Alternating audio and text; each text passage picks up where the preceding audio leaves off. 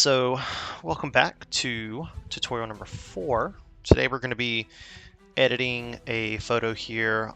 This background is from book number 1, and this is the alien planet.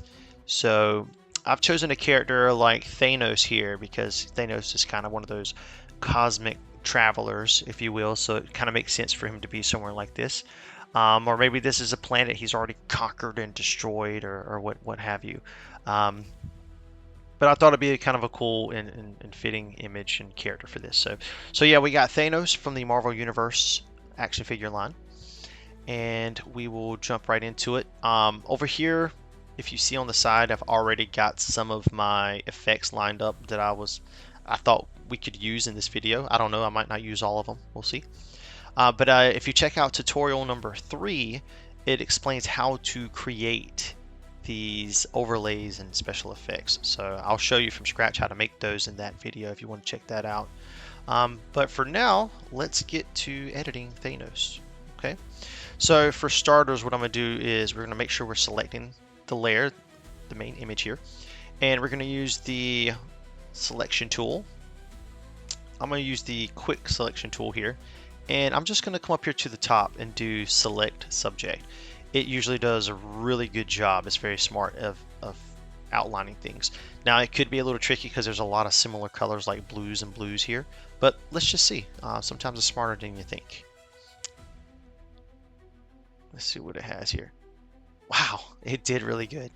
Okay, so I'm satisfied with that. I mean, it dodged the other blues. It knew which parts were him and which parts were the background. So that's really impressive. So we're going to select him. Make sure on this layer we're going to hit Control C to copy. Uh-oh, what happened? Hold on. Let's go back to this. Okay, I don't know what just happened. So back to selecting here, we're going to do Control C, and we're going to do Control Shift V to paste. I've explained this in earlier tutorials, but the reason I do the shift is because it will paste him exactly on top. Like for example, sometimes it will paste them slightly off, and you don't need that to happen. You need it to paste exactly on top of the other one. What this does is it separates him from the background, as you see down here on his own layer. Like if I hide it, it now has him completely separate. Okay, I'll just call that Thanos. Okay. Now the next thing we're going to need to do is we're going to need to highlight this background, and we want to get rid of that spiral binding. All right, so let's see here. Just going to get this little selector tool here, and we're going to outline the binding. Simple as that. Click the generative fill area. We're not going to actually give it a prompt. We're going to just leave it default and just click generate. We're going to let it do all the thinking and all the work. It's going to come back with 3 options for us to choose from. Usually I can find something that works within those 3 options, but if not, you can hit generate again, and surely you will then. So here, let's move this out the way. Let's take a look. That one's okay. Okay. That one's not bad. Let me go back. That one's not bad either. I don't know. For the sake of time, I'll just go with this one. So what I'm going to do is I'm going to choose this generative fill layer over here, and I'm going to hold Control and select the background layer. Then I'm going to press Control E. That's going to merge these together. Boom, so that flattens it. So that spiral is permanently gone. Okay, so now let's go back here. Next thing I like to do is make the character's color match the background's color. So for example, he's kind of vibrant for this world, right? So so we got Thanos, and then we got generative fill. We want Thanos to match the generative fill, right? All right, so here's what we're going to do. We're going to select Thanos here, and we're going to go to Image, Adjustments, and Match Color. You're going to choose the name of the document. The document I'm in right here is called Backdrop Template. So we're going to go up here. We're going to choose the document that we're in, and we want Thanos to match which layer? We want him to match the generative fill layer. So that should, there it is. All right, now obviously that is a drastic change, but then you can come in here to the fade, and let's bring back, so if you go all the way up, that's his normal color.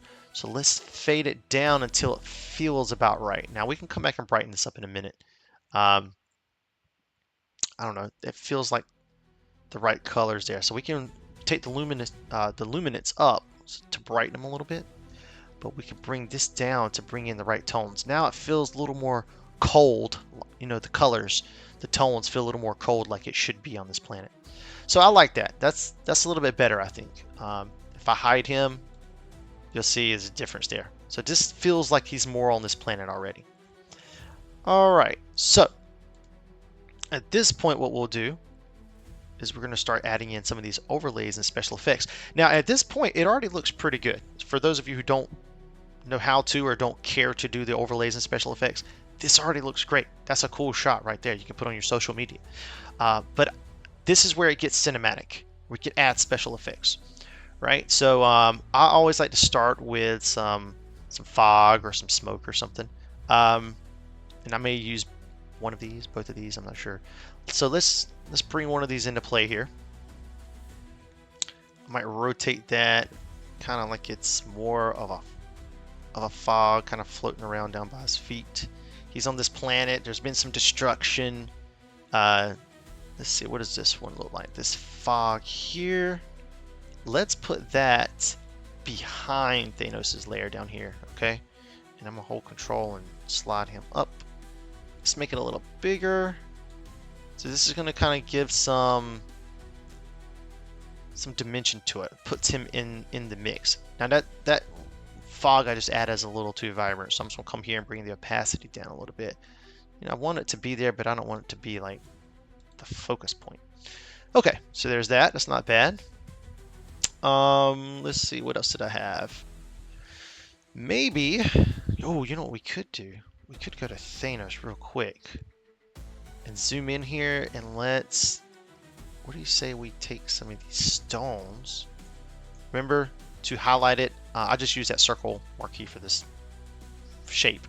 But remember, when you copy, to Control-Shift-V to paste it directly where it needs to be. Okay, I'm just gonna call this orange stone. Let's grab this little guy here. Let me move that. There we go. Oops, make sure we're on Thanos' lair when we copy and then paste it. That's gonna be purple. Now granted, you don't have to go through all this work for every character. Just, I mean, come on, this is Thanos. You gotta give Thanos some respect. Alright, so we're gonna copy that, paste it. That's gonna be what it looks like, the blue stone. And we got right here, let's do this green one. Obviously, this is not perfectly outlined. It's okay. I don't even know if this is going to work out, but you get to watch me try. All right, I think that's a little bit of a E. I might have to manually draw that one. That's kind of a weird shape. Let's just kind of outline it right there. Okay, and we'll say yellow. All right, now, why did I just do all of that work, right? I'm thinking, let's make these bad boys glow. So I'm thinking we can, let's do like a color overlay of, what is this one? The orange.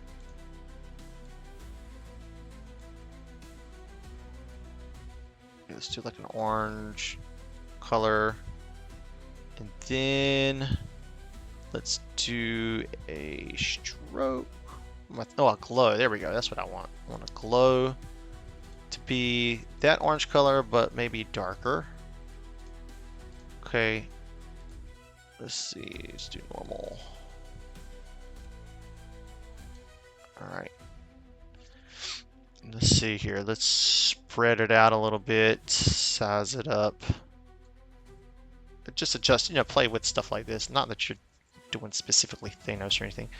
I might flatten that or rasterize it and then come here and see what kind of things we can do.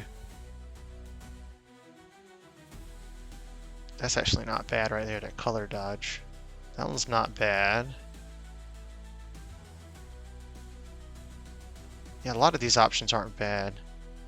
Maybe I'll do, might do that linear dodge right, we'll see if that works on these. I'll try to go faster here. All right, so let's go here. This is the purple one, so we're gonna overlay it with a purple color. Okay, and then we're going to do a glow of that same purple color. Whoops, sorry, but darker. Same purple, but darker. Yeah, it's kind of doing it already. All right, and then again, I'm going to rasterize it, and let's try that linear again, see if we get lucky. That's not bad, actually. We'll see how it looks after it all plays out, right? This one is the blue. Let's go here, color overlay, blue. I feel like it should be more of like a, this kind of, I don't know. We'll just choose any blue. And then of course, drop shadow, that same blue, but in a darker tone. Okay, rasterize, and the linear dodge. Green, almost done, y'all. For the green, now you could have taken your time and really outlined those to be better. I don't know. But I have another plan anyway. I'm going to do something in a second, see if it helps them out. All right, so color overlay, green. I don't want it too dark, but I don't want it too light either.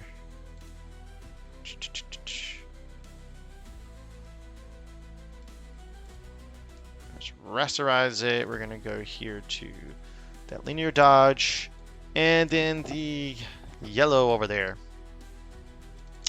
Let's do a color overlay of yellow. And then the glow of that yellow as well. I think I chose something else. Okay, there we go. Let's rasterize. Let's go to linear dodge. Now what I might do is just merge these bad boys, and we'll just call that the stones. I merged it with Control E, by the way. I selected them all and Control E to merge them. Now that looks very cartoonish, very fake. I realize that. I don't even know this is going to work, but we're going to try some stuff here. That's not bad. It kind of gives it some powerful look. I changed it to color dodge. So let's, is it going to keep that effect? I don't know, we'll see. All right, so now let's go up here. I might want to do a blur. Let's do a Gaussian blur. That is way too much. So I'm going to bring it all the way down. This is nothing. And let's start edging it up until we feel like it has become something that kind of looks like glowing power. Yeah, that's actually not bad right there. All right. So let's see, what do we got here? So now it looks like his stones are lit up a little bit, right? I think so. I think it added some values. There it is with nothing, and here it is with some action. Look at that, boom. It's like turn on to, it's almost like this thing's battery powered, this action figure, and you turn the lights on inside of it. But I think that looks cool. Okay, so we'll go with that. Back to the effects here. Okay. Let's see what we have. We got some light here we can do. Oh, I know what we could do. Let's do this burst of electricity here.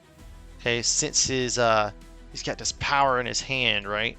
So let's just add this over here. I wonder if we can kind of erase maybe some of that. How can we do that? Gosh, I really want to use this. Just kind of get it off of his hand a little bit. Oh, snap. That's actually not bad. Ooh, that's pretty sweet, actually. Might bring the opacity down just a little bit. Again, you don't want it to be the star of the image, but that's not bad. Look at that. That's pretty cool. I'll take that. I'll take that. Okay. And let's see. Let's take some lighting here. Lighting I usually like to put at the top because everything needs to be affected by that light, right? So let's take this lighting, I'll put it up here, zoom out. I'm gonna drag it across.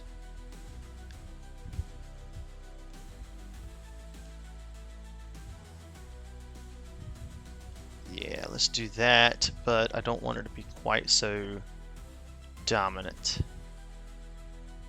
Okay, we could do some fire embers. I had added that in here just in case it added any value. Let's put those up there. Put those in the foreground because I mean there are like little fire pits in the background. This is a world that's been kind of destroyed, so this kind of adds these little fire embers in the foreground. Again, kind of puts him deep in the scene, makes it look kind of realistic. His hand, the electricity stuff is kind of fading a little bit too much. I might bring a little bit of light back to it. Okay. And what else? I don't know. You really just kind of fill this out. You know what I mean? We can add all kinds of elements to it. That might be too much. Let's add some power like this. I don't know. I feel like I want that somewhere. But where would it work at? You could kind of have it going, maybe, let's rotate it, kind of around him in the sky like this. You can either fade it or you could blur it. Honestly, I might go to the hue and saturation here and change it to be more of the tone from his gauntlet down there. It looks like he's causing this to happen, you know? Desaturate it a little bit.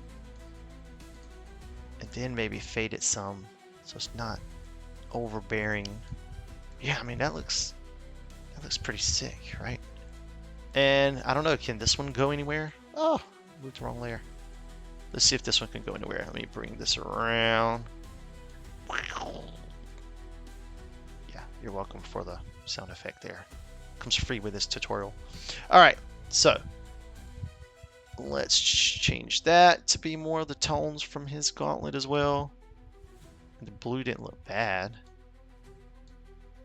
I just want things to match. Alright, transparency, opacity, I'm going to bring it down a little bit. That's kind of a random bolt, but you know what? I don't care. I want it to feel like something crazy is happening. In fact, I might rotate it downward.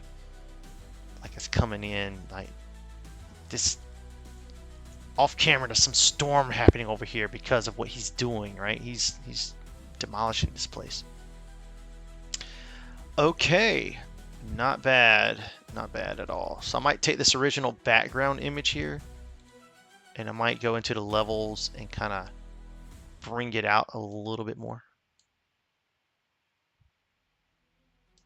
And some of these other effects that I had, like the fog. Which one? I think, yeah, this is the one. I might bring him down a little bit more because I feel like he's kind of hiding some stuff.